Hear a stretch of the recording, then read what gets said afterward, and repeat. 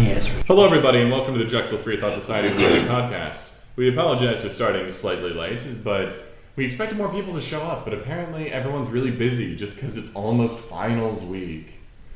The Drexel Free Thought Society is proudly the only, we wouldn't want it to be the only, but we are right now. So we're proud to be the only secular organization at Drexel University, promoting logical thoughts, speaking out against religious bullshit. I mean... language. Some not curse word.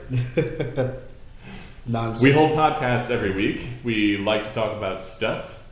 We try to raise interesting conversations while trying our best to lower the profile of faith. This week we are discussing religion and government, which for some reason I swear we did this before, but I couldn't find it. We might have. I can't see that we couldn't have. It's religion and government. Yeah, and it seems like, especially back then, they really tied them together. But before we jump into that, I don't have any news articles at the moment, but I do have a very interesting post that somebody made. Let me see if I can capture that real quick. Somebody was saying on their status on Facebook, do you think it is a sin not to pay 10% to the church each month? Do you pay 10% every month? And I'm guessing they're talking about tithing. Either tithing or as far as saying, do you pay 10% every month? They might be talking about investing in themselves as well, because she's a businesswoman. Well, I mean, if it's 10% every month, I guess that adds up to 10% a year. I don't know. Oh, Either way. So there's a whole lot of comments here. Wow, and I'm not going to read them all because that's just one of those stupid, it's not in the Bible, as far as I know. There is the idea that you should give all your money to poor people, which is something that no one ever does. It's not practical either. No, it's not. It was back then, sort of. If you wanted to die in the desert. Yeah, assuming that you wanted death. I mean, let's think about back then tithing when. I believe it was Jesus that said it. Give all your stuff to the poor and everything. Well, if you think about it is easier for a camel to walk through the eye of needle than for a rich man to ride into heaven. Yeah, something like that. I remember. But think about it. If people follow inherit the kingdom of heaven. There you go. Thank you. If everyone was a Christian in that area, everyone was a Christian, or at least believed in that doctrine, and they followed it. You know how rich poor people would be. Well, and they followed it literally.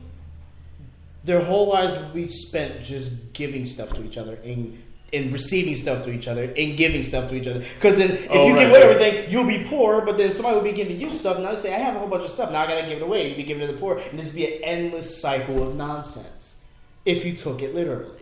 Yeah, so it's not only something that nobody does. It is also just economically impossible. Yeah, it's unrealistic. It would just be an endless cycle of money. Yeah. Needlessly. Yeah, I mean... It would kind of be just like, here you go, Dante, here's my life savings. Now give me your poor card. Now that I have the poor card, give me my life savings back.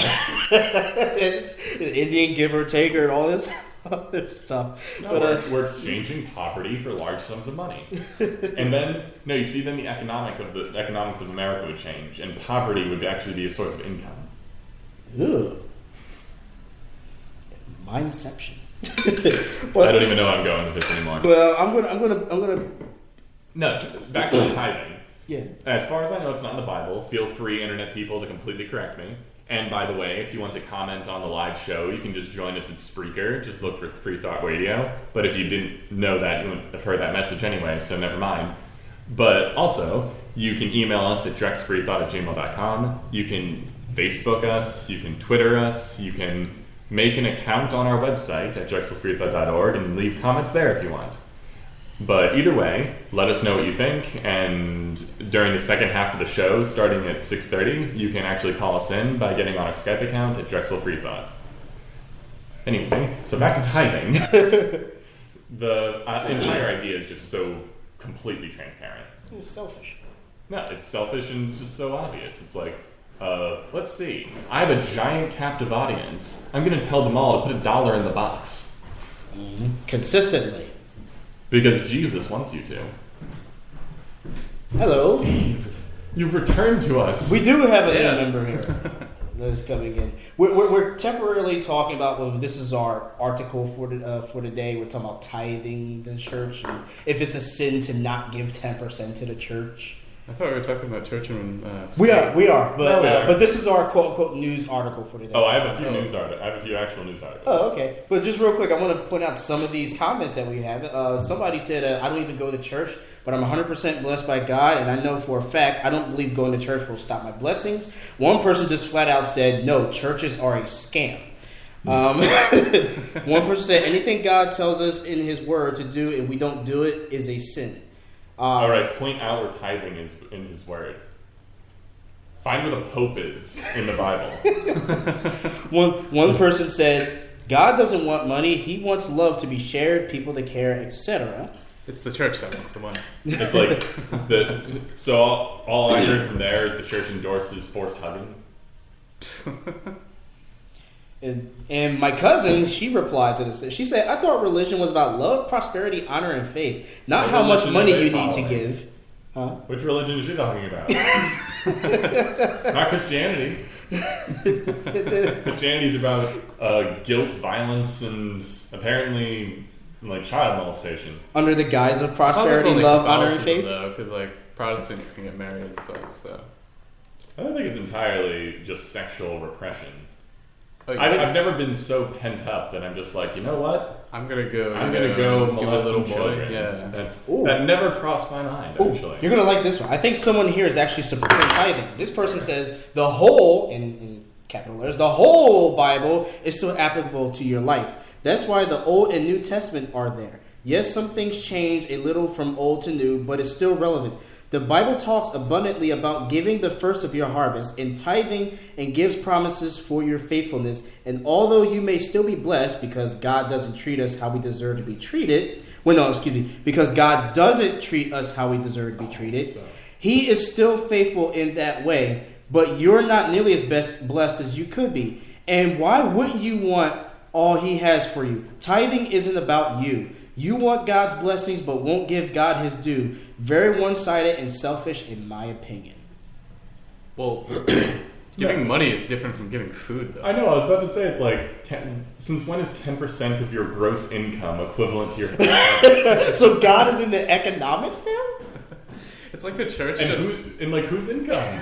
I don't know. It's like it sounds like they just have some guy who's like, okay, so Okay, so this is what it's like 10% of your harvest is equal to 10% of your. It's not even 10% of your harvest. It's your first harvest. It's like the first, like, say you have like an apple orchard. The first, I forget exactly how to. I forget my orchard dynamics. It sounds like the government, but it's one of those things where it's like you get like a series of harvests of different parts of your field. I'm not a farmer. Do not take my word for this. Well, how do they figure it out then? Do they have like a book that says how to calculate what the equivalent of your first harvest is? Does tithing increase with inflation? Probably. No, is it a money or a currency? There's a difference between. Well, we've already figured out that if you had to give all of your assets to the poor, then eventually poverty would become an actual source of income. What? You'd actually be able to exchange your poverty to somebody else, and then they would get more money because of it. You could buy people's poverty. But then they would just receive it and give it to somebody else. Exactly. It would be endless. So you can see it's like I have the equivalent of 57 poor people, which means I need 57 life savings. So people are currency. No, their poverty is currency.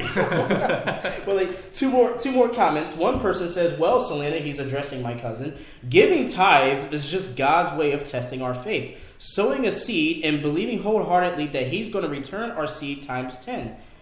They mathematically calculate that? Anyways, I've been blessed so much the last couple years simply because I sowed my seed of faith, even when I couldn't pay some of my bills. Now I'm way better off financially and as a whole, so tithes does wonders. I'm a living witness. And another person says, we shouldn't even discuss it's like just, do you know what would help your finances more? Not giving 10% of it to a church. Yeah, putting it in the bank and saving it. Or using it to pay her bills. Ta-da! Honestly, you have every right to give money to a church if you want to. Mm-hmm. But if it's doing that or giving it to your people you actually owe money, I wouldn't actually support that company like foreclosing on them. Because it's like, you had the money. Like, it's the same if they were like gamblers. It's like, you had the money, but you wasted it because of an addiction you have. So I'm not going to let you have loans anymore. So you're equating giving tithes to like an addiction, like I'm relating religion to addiction. Yes, I never thought of it like but that. that's an entire different podcast. So we have one more comment and then my response. This guy says we shouldn't even discuss sin because nobody follows the Bible word for word. Good. Oh yeah, no. Before you read the rest of that comment, the one thing I wanted to say: the person says we should apply the Bible to all of the Bible to our life. The first thing I wanted to say to her is, how many slaves do you have? But if you did that, then you would be contradicting yourself because the Bible contradicts itself a lot. Not about slavery. Not about slavery. There's no inverse as far as slavery. They only say slavery is good. Okay. Yeah, they have a whole standard. Jesus directly says, slaves obey your... No, okay, so Jesus describes how much you can beat your slaves. What? But one person says about Jesus, like, slaves obey your earthly masters. Obey them as obey them as you would obey Christ. Okay. I think that's in Ecclesiastes. Is that a book? I don't know. I think so. I know what you're talking about. I know what book it is. But then Jesus says you're allowed to beat your slave to the point that they're still alive in a few days. Okay. So you can beat them into unconsciousness, but as long as they get up in a couple of days, you're fine. Pretty much. He also describes how you drive an awl, one of those like pokey metal things, through their ear in a door frame to mark them as your own. Ew. Yep. Very graphic. Jesus. Teach that in church. But just to finish it. Jesus might not have said that direct awl thing, but that is part of it. You can also trick your any other tribe, like other people, foreign people. You can take them and make them your slaves whenever you want. It doesn't matter. But that? Yeah, you can go to other countries and take as many slaves as you want. That's fine. That doesn't sound very Christian. Yes, it is very Christian. Not doing that doesn't sound Christian. I'm going to finish my story. No, you're not. Wait. I mean, no, there's more. There's always more. What about the love everybody? You know. Oh, not if they're foreign. Happens. It's love your neighbor. Oh. As in love your tribe. Love the other Israelites. Oh. But he says if they're like a foreign person, you can just make them your slave whenever you want. But if they're part of your tribe, you're supposed to love them. No, you're only allowed to have them as your slave for 6 years.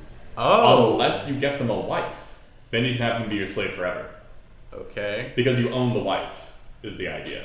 Right. And you can basically say, do you want to leave and not be a slave anymore, or do you want to stay with your loving wife? If you stay with your wife, you're my slave forever. Wow, that's... And also their children belong to the slave master automatically. And you can actually give the slave's offspring and the slaves you already have as property to be inherited by your children. This is all in the Bible. It's never said it's wrong.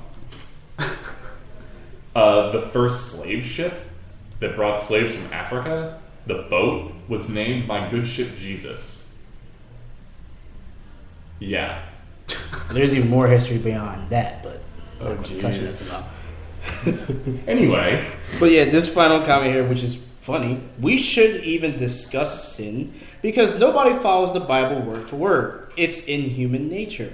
We all have a judgment day coming. It don't matter if it's a sin. Hell, y'all sin every day, and they all weigh the same, so what does it matter? Technically, they all people keep trying to equate them differently, but how could you equate them differently? If eating shellfish and murdering someone both have the result of being stoned to death, there's no weight. How are they not different?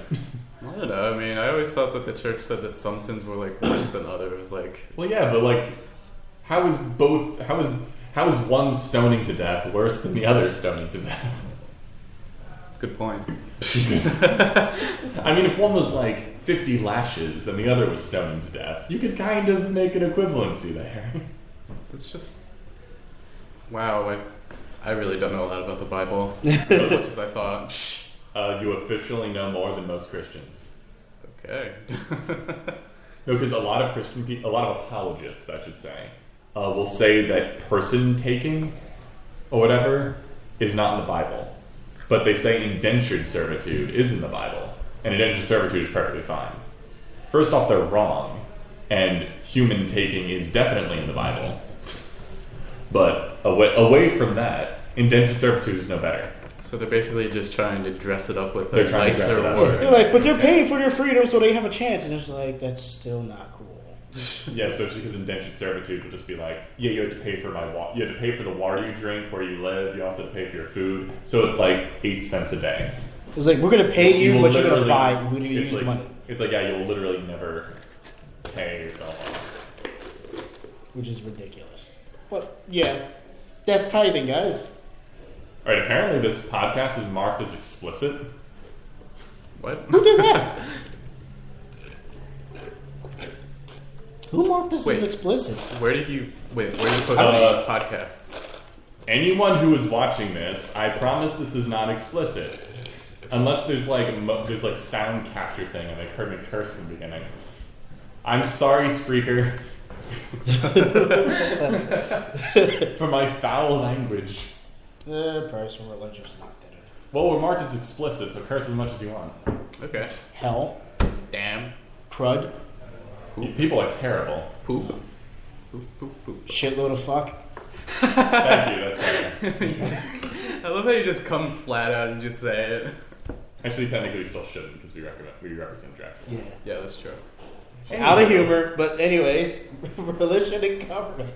Or unless you got the articles. You got some articles for us, right? Yeah, apparently this is actually very old, but it's kind of popped up in popularity again. Okay. In June, the oh-so-lovable Rick Perry. Oh boy. Harry. Exactly. He basically passed a bill that of two completely unrelated things. I think part of it was the ability for... I don't remember. But anyway, so one half of it was something that's actually legitimate, that has to do with like religious freedom or whatever, like expression is all that great, whatever. But he also added completely, basically destroying the idea that you can get punished for being religiously exclusive with greetings. It was dubbed like the Merry Christmas bill. It's effectively, if like a company forces you to say Merry Christmas to everyone that walks in your store and you feel uncomfortable doing that, say you're an atheist or a Muslim or a Jehovah's Witness, people that just aren't comfortable saying these sort of things. Jehovah's Witnesses are notorious for any kind of declaration or idol worship or anything like that. I don't know if they had a problem with Merry Christmas, but it doesn't matter. They don't if celebrate anyone Christmas. had a problem with Merry Christmas, it's one of those things where it's like, excuse me, whatever, boss man. I don't feel comfortable with proclaiming Christian holidays. I would prefer to say Happy Holidays. And then the boss would say, all right, you're fired. Normally, you would be just like, okie dokie, I'm suing your ass. I'm sorry. You can But- sue a donkey. So yes, wait, I'm suing you, you donkey. so the bill. The bill says that, nope, you're fired because we're allowed to. So I thought it did the opposite and said that like you couldn't say religiously exclusive things. Well, there's that also. But wouldn't that mean that you couldn't be fired for not wanting to say Merry Christmas? That's the idea, is if someone did that now, normally you would say like, okay, I'm suing you for firing me for discriminatory reasons. Okay. But now Rick Perry is like, actually no, you're just going to be fired. Because they're allowed to discriminate now. Yeah, they're basically giving them the right to discriminate. Okay. And it's pretty much like, I mean, even... This is par for the course. I mean, ridiculous. I love where it's all those comments that are just like, everyone get ready for the war on Christmas posts. Every single year for like 15... basically since Facebook existed, there's been the war on Christmas. Even before that, honestly. What's the war on Christmas? Well, Stephen, thank you for asking. It's the completely nonsense idea that anyone raising a fuss about Christians getting more rights than everyone else for their holiday means that it's the whole like can you please stop hitting me with that stick? And then they yell persecution. So Christians are yelling persecution because people are Because saying people you want, get more rights. Because people want equal rights. Okay. Wow. There's actually a fun one that I really, really want to have pass. I don't know which state it is, or it might actually be the capital, but the Satanists. What? Not again. What? No, the Satanists want to have a permanent monument put up next to the Ten Commandments at a courthouse. Okay.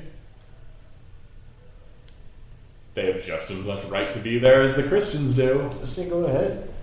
I mean, No, but this is the thing that I find hilarious about this, though, is it's exactly like the voucher thing. I forget which senator it was. It was a woman, I believe. But she really pushed for the voucher system to allow people to basically allow poor people to send their children to religious schools. But the idea was it would basically only go to religious schools. And for some reason, she thought, okay, I'm just going to finish the story and then I'll give the rationalization. A Muslim person wanted to send their child to a Muslim school. So she canceled the entire program.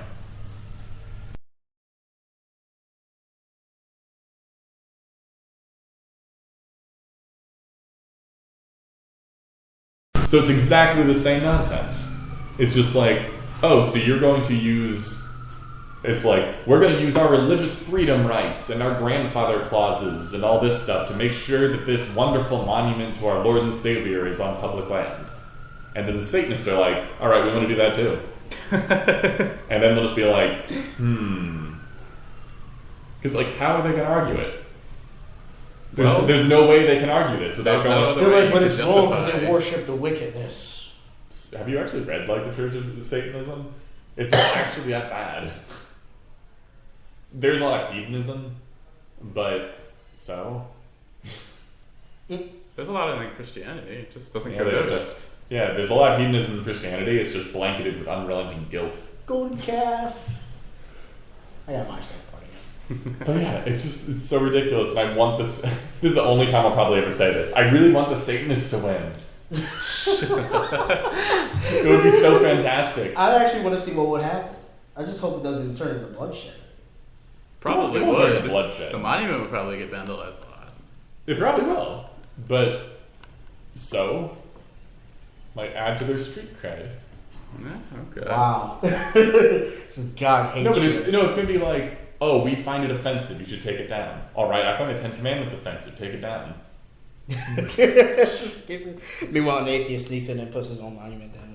No, I mean, there was the one there was the atheist monument. Mm-hmm. How can you have an atheist monument? Yeah, we We did that one. We had a whole podcast on it. I think it was in, I want to say Pensacola, Florida.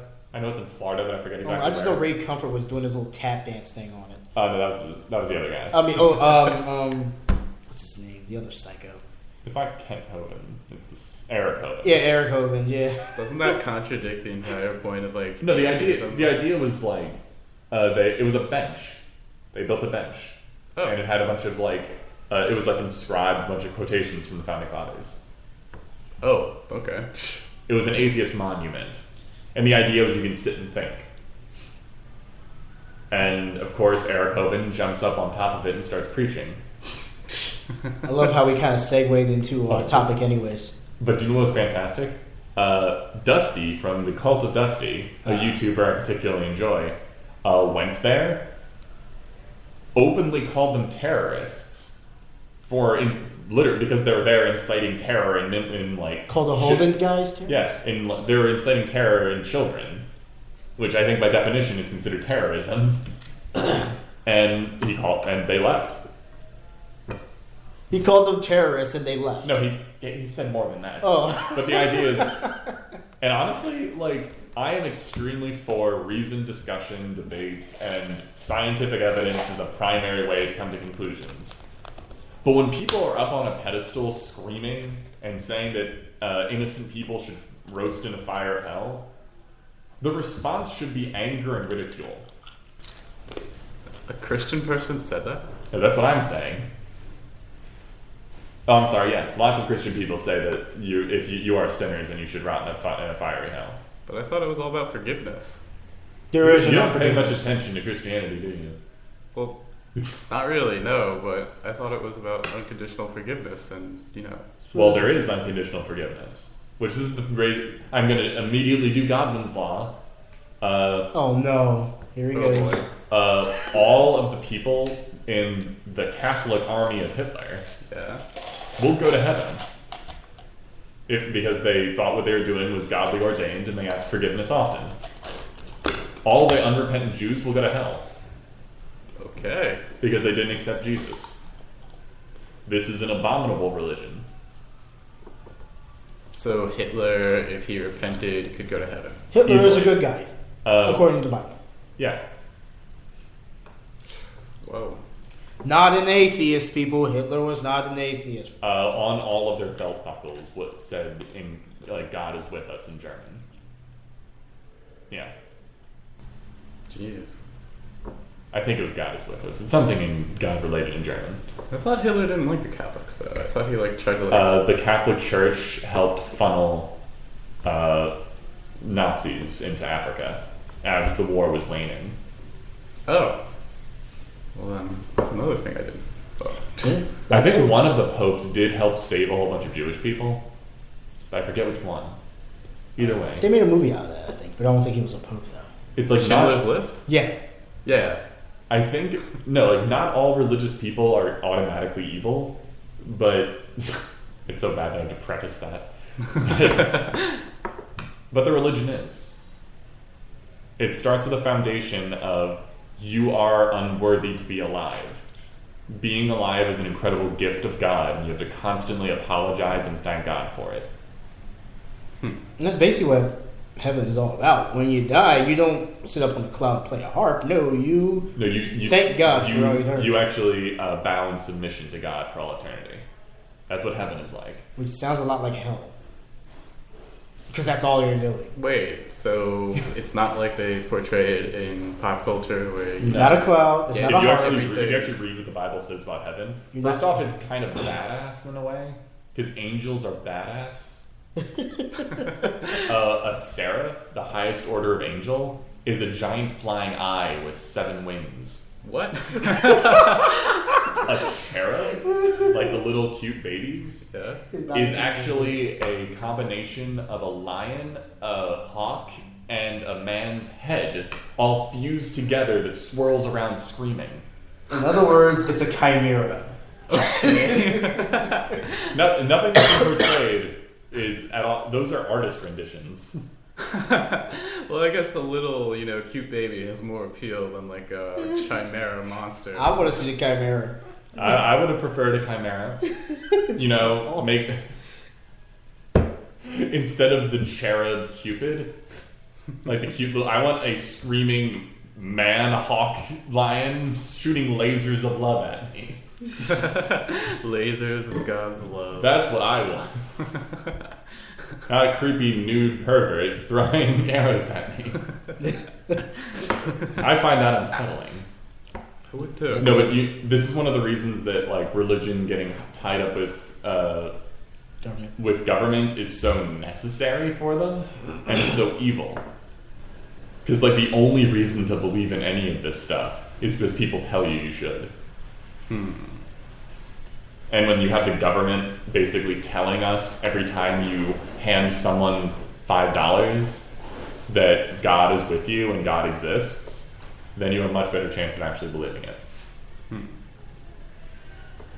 This is why, during the Red Scare, what is it, the Knights of Columbus?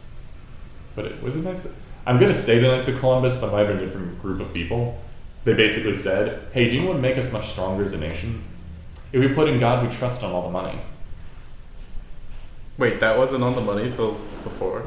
It was on some of the coins since the late 1800s. But yeah, in God we trust was not in the Pledge of Allegiance or on paper money until the 1950s. So the founding fathers didn't put that there. No. Okay, then that's another misconception. In God we trust was put on In the different Treaty things. of Tripoli, which I think was a thing with France and us and some Native Americans, I forget exactly what it was for. It said explicitly the United States is in no way a Christian nation. Okay. the only mention of Christianity or the only mention of God in the Constitution is no one should have to take a religious test for it to be in public office. Mm. They threw that out the window. In the what is it? Did you mention? Yeah, in the Declaration of Independence, it says we are endowed with our Creator with inalienable rights, and it also says in the year of our Lord. That's the only mention of God ever, and that's technically not even a governing document. Okay. So yeah, there's been a concerted effort in this country to spread misinformation and Christianize the government. Extremely. The country. I'll just here's a fun and easy one, and this is also another article.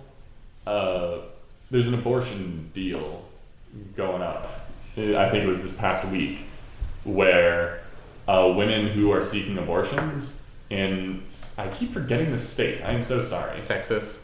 It's more likely. Probably Texas. No, but the idea is abortions will no longer be covered, any of them, and women will actually have to pay an extra fee to have one. Okay. That's going to turn out well. And this doesn't matter if it's because of rape or like forced incest or because the mother needs it because she'll die if she has the baby or something like that. They probably don't care. I think medically necessary ones are still okay, but everyone else no. And I won't be surprised if medically necessary ones are not okay. And the reason I brought this up was both because it's a news bit. Can you give any secular reason to be pro-life? Can you think of anything? Well, you could be philosophical. Like the pro-life. When I say pro-life, I mean the super.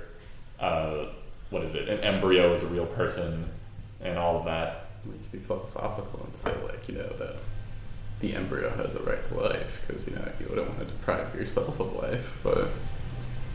Well, yeah, but then we also get. Here's the other fun bit of information. I think it's 80% of all abortions are in the early stages of the first trimester. It's before an embryo even formed. Yeah, we did some research on that when we was doing the stem cell thing. Yep. It's basically a lot the reason I bring this up is there's a religious thing that life begins at conception. I mean, biologically speaking, yes, but... No, not biologically speaking. Wait, really? Conception is when the egg and sperm just go, yo, man.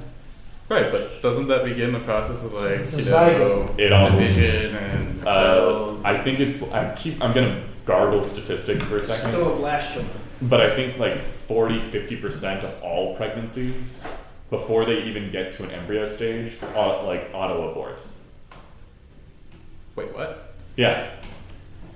They abort themselves. Because the sperm and egg mix together, something stupid happens inside of it, and it's this isn't gonna live, and it just kills itself. Yeah. There's also fully formed blastulus will float down the fallopian tube, or whenever the blastulus forms, whatever. The combined sperm and egg will get to the uterine wall, not attach, and just fall out. Okay. It's not really a miscarriage at this point, but I'm just going to call it a miscarriage. They're so common. It's not perfect at all. You can copulate and ejaculate and everything, and still not bear a child. And even if a dozen eggs are fertilized by some kind of magic hoopla, there's a good chance that none of them will actually do anything. It is harder to get pregnant than people think.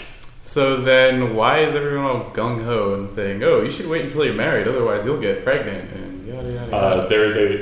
So there still is a chance. And if you're not ready to support the child, then you shouldn't take that chance. Okay.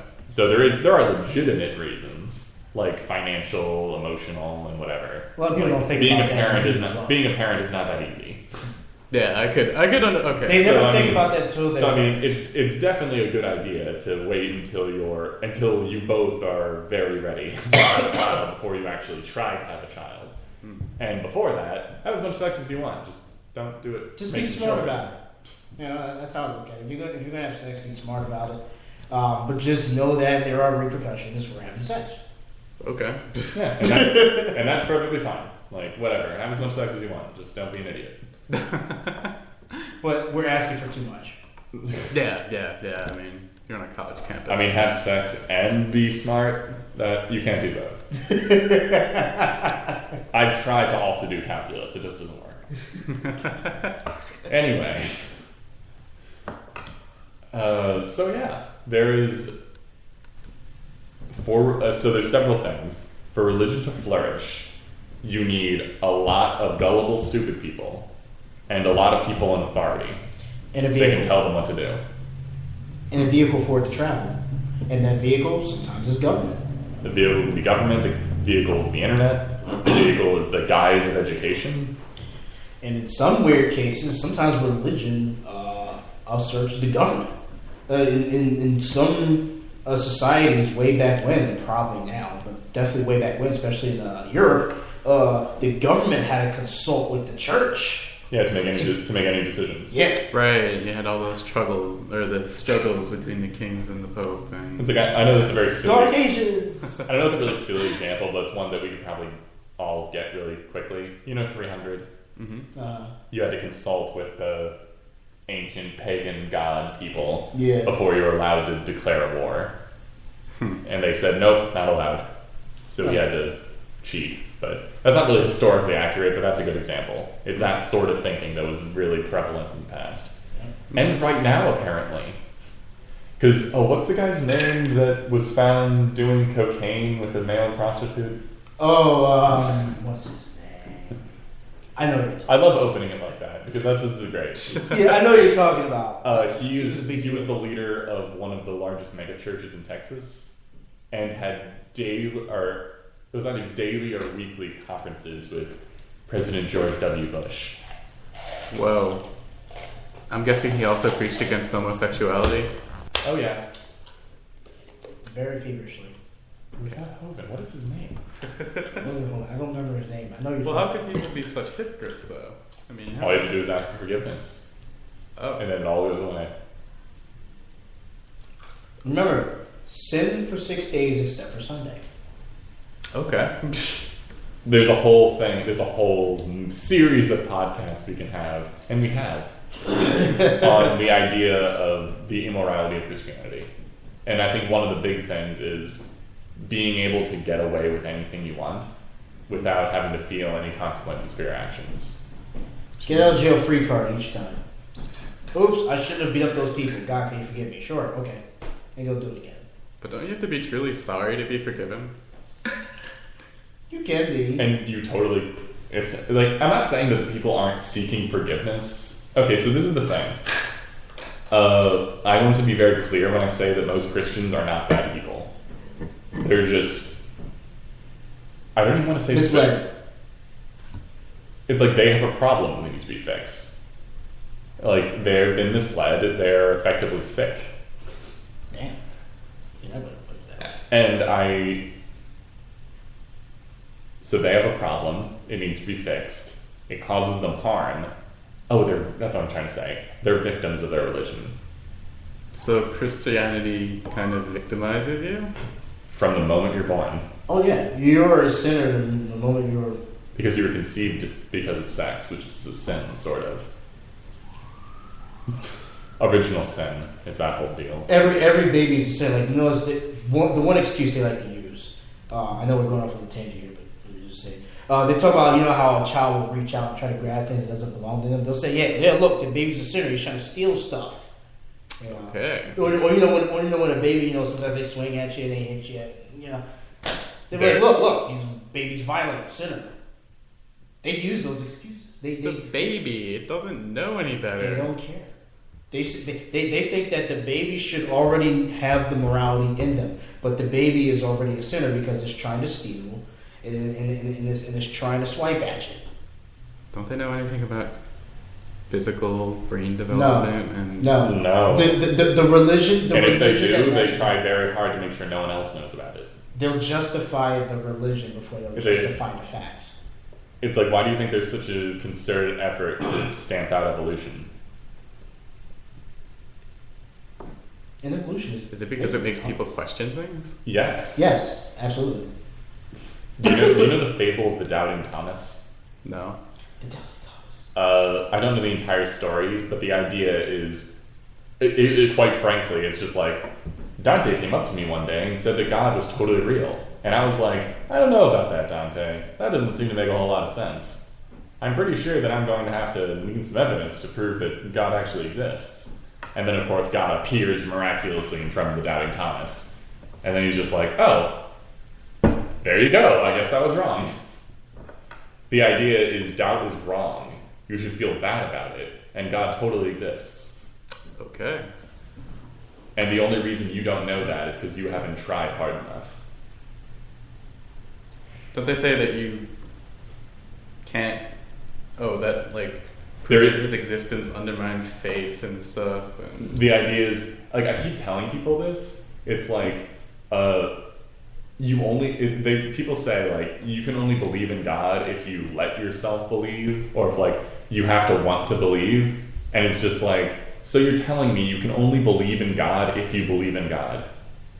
Yes. That doesn't make sense. This is why you need to have authority, and you need gullibility, or religion would never exist. You need gullible, stupid people, or religion can never exist. If you think That's like why our education standards are dropping dramatically. They're doing this on purpose? Yes.